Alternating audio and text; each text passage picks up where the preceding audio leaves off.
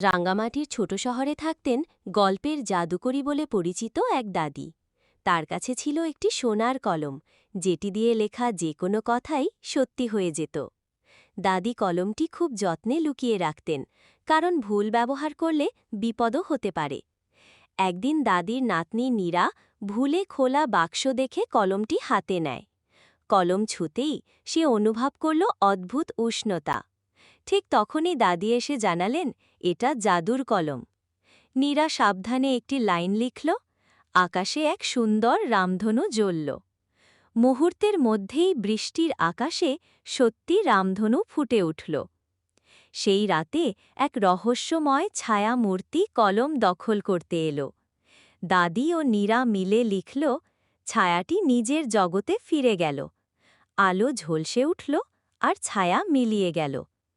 পরদিন তারা পাহাড়ের গাছতলায় কলমটিকে মাটির নিচে রেখে দিল, শক্তিকে বিশ্রাম দিত।